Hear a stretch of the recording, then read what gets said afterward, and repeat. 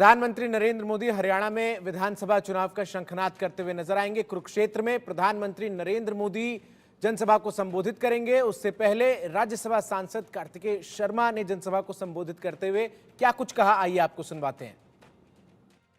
आज हमारे देश की नहीं, पूरी दुनिया, पूरे विश्व के आन बान शान हमारे यशस्वी प्रधानमंत्री श्री नरेंद्र मोदी जी जो कुरुक्षेत्र की बढ़ा रहे हैं, मैं सभी हरियाणा वासियों की ओर से उनका हार्दिक स्वागत करता हूँ। मंच पर उपस्थित हमारे प्रदेश के ऊर्जावान मुख्यमंत्री श्री नैब सिंह सैनी जी, प्रदेश अध्यक्ष श्री मोहन लाल जी, श्री ज्ञानचंद गुप्ता जी, हमारे हरियाणा विधानसभा के स्पीकर, कुरुक्षेत्र के सांसद श्री गिरीश जिंदल जी, सुभाष गुप्ता जी और पूरे सम्मानित मंच को मैं बहुत बहुत धन्यवाद करता हूँ। आज इस तरह का बढ़िया कार्यक्रम यहाँ पर हो रहा है। आप सबों को मेरी राम राम। भाइयों, मेरी बहनों और मेरे युवा साथियों, मैं आप सभी लोगों को याद दिलाना चाहता हूँ कि इस धरती पर अधर्म और झूठ के खिलाफ एक विशाल युद्ध हुआ था हजारों साल पहले, और आज भी परिस्थितियां ऐसी ही हैं। विपक्ष के लोग झूठ का सहारा लेकर लोगों को गुमराह कर रहे हैं, लेकिन मैं उन लोगों को ये कहना चाहता हूँ कि झूठ कितना भी बड़ा हो, कितना भी ताकतवर हो, लेकिन सच के सामने छोटा हो जाता है। आज जो हम संविधान की कॉपी में बोल रहे हैं और कहते हैं, झूठ बोलते हैं कि आज संविधान हमारे देश का गौरव है, मैं उनको कहना चाहता हूँ, याद दिलाना चाहता हूँ कि आज तक भारत की आजादी के बाद से आज तक भारत का संविधान सिर्फ एक बार खतरे में आया था, जब कांग्रेस पार्टी ने देश के अंदर इमरजेंसी लगाई थी और भारत के संविधान को सस्पेंड करने का काम किया। प्रदेश में हमारे पिछले 10 साल में भारतीय जनता पार्टी ने एक नए आयाम पे हरियाणा में जाने का काम किया है। पिछले 10 साल में प्रदेश में भ्रष्टाचार पर्ची अपने को जो जिस तरीके से हमने हमारी सरकार ने खत्म की है, एक साफ सुंदर स्वच्छ छवि की सरकार देने का काम किया है, पारदर्शी सरकार देने का काम किया है, जहाँ मेहनत पर नौकरियां मिली हैं, जहाँ पर आम आदमी को सम्मान मिला है, कोई क्षेत्रवाद नहीं हुआ, किसी क्षेत्र के लिए अलग से विशेष तौर पर विकास नहीं हुआ, समान विकास पूरे क्षेत्र का, सबका साथ सबके विकास के मार्ग पर चलने का काम किया भारतीय जनता पार्टी ने। इतना ही नहीं, हमारे यशस्वी प्रधानमंत्री जी ने 2015 में हरियाणा की ही पानीपत से बेटी बचाओ का कार्यक्रम शुरू किया। इस अभियान की शुरुआत हुई, उसने हरियाणा को एक अलग पहचान देने का काम किया, जहां हमारी जो सबसे बड़ी समस्या थी हमारे प्रदेश के अंदर भूमि हत्या की, उसको सीधे तौर पर उसका समाधान मिला।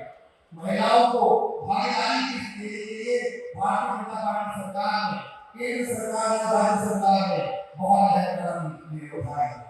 चाहे मैं बात करूं प्रदेश आरक्षण देने की, या मैं बात करूं उनको सशक्त बनाने की, हर तरीके से भारतीय जनता पार्टी ने और प्रदेश सरकार ने उनको बढ़ाने का काम किया है।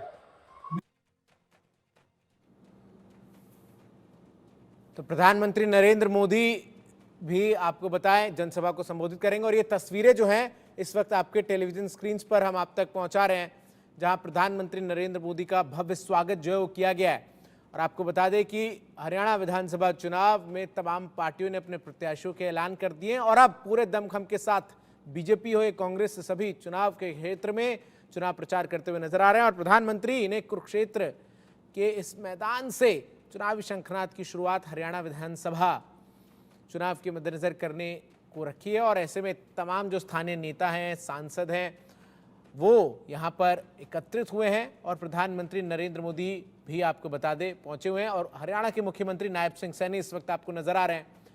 और इसके बाद प्रधानमंत्री नरेंद्र मोदी भी जनसभा को संबोधित करेंगे। आपको बताएं कि जिस तरीके से बीजेपी राज्य में बीते 10 सालों से सत्ता में है, ऐसे में क्या कुछ कह रहे हैं मुख्यमंत्री नैब सिंह सैनी, जरा सुनते हैं। हरियाणा की पवित्र भूमि और भगवान श्री कृष्ण की गीता उपदेश भूमि इस कुरुक्षेत्र में माननीय प्रधानमंत्री, दुनिया के सबसे लोकप्रिय नेता आदरणीय नरेंद्र मोदी जी का इस गीता की भूमि के ऊपर मैं बहुत बहुत स्वागत और धन्यवाद करता हूं।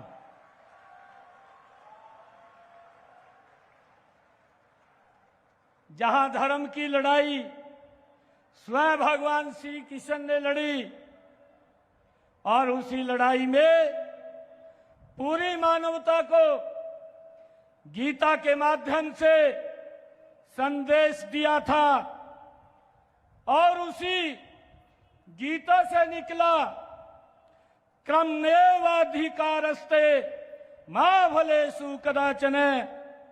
माननीय प्रधानमंत्री जी कहने को और सुनने को मैं यह गीता का श्लोक है, लेकिन 10 सालों से हरियाणा में भारतीय जनता पार्टी की सरकार आपके मार्गदर्शन में इसी कर्मण्येवाधिकारस्ते के सिद्धांत पर चल रही है। मैं कुरुक्षेत्र की इस धरती से पूरे हरियाणा की ओर से आपका स्वागत, अभिनंदन करता हूं और आपको हरियाणा की तरफ से राम राम कहता हूं। माननीय प्रधानमंत्री जी, आपके स्वयं भी हरियाणा में सरकारों को और शासन को आपने नजदीक से देखा है और हरियाणा की जनता ने भी उस शासन प्रशासन की व्यवस्था को भुगता है, लेकिन पिछले 10 सालों में भारतीय जनता पार्टी की सरकार के सुशासन को लोगों ने देखा भी है और अनुभव भी किया है। पिछले 10 सालों में हरियाणा बदला भी है और बेहतर भी हुआ है। हरियाणा की पिछले 50 सालों की सरकारों और भारतीय जनता पार्टी की आपके तत्वाधान में 10 सालों की सरकारों के कामों में जमीन आसमान का अंतर आज दिखाई देता है। माननीय प्रधानमंत्री जी, पहले हरियाणा में नौकरी बिकती थी, पर्ची खर्ची चलती थी। अब हरियाणा में नौकरी बिकती नहीं है, न पर्ची चलती है, न खर्ची चलती है और न ही मर्जी चलती है। पहले केवल गरीब की मेहनत और युवाओं की लगन चलती है। माननीय प्रधानमंत्री जी, पहले किसान फसल बेचता था पर दाम किसी और के खाते में जाता था। पहले किसान खराबे की शिकायत करता था, 2-2 रुपए के चेक पाता था। आज किसान मंडी में फसल बेच करके आता है, 72 घंटे में सीधा पैसा किसान के खाते में पहुंच जाता है और फसल खराबे का पूरा पैसा आज दिया जाता है। हमने पिछले 10 सालों में किसी किसान को 2-3 रुपए का चेक नहीं दिया है।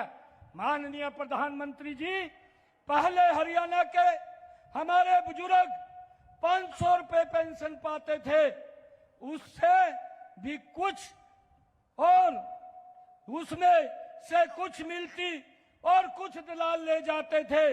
आज बुजुर्गों को 3000 रुपए पेंशन हमारे इन 10 वर्षों के अंदर मिलती है, जो पूरे देश सर्वाधिक है और पेंशन बनवाने के लिए कहीं जाना नहीं पड़ता।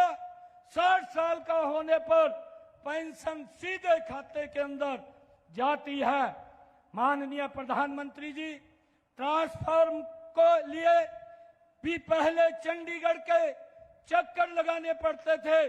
आज हरियाणा में ट्रांसफर के लिए किसी के पास जाने की जरूरत नहीं पड़ती, घर बैठे ट्रांसफर होता है और जहां कर्मचारी बताता है वहीं उसी स्थान के ऊपर उसका हो जाता है।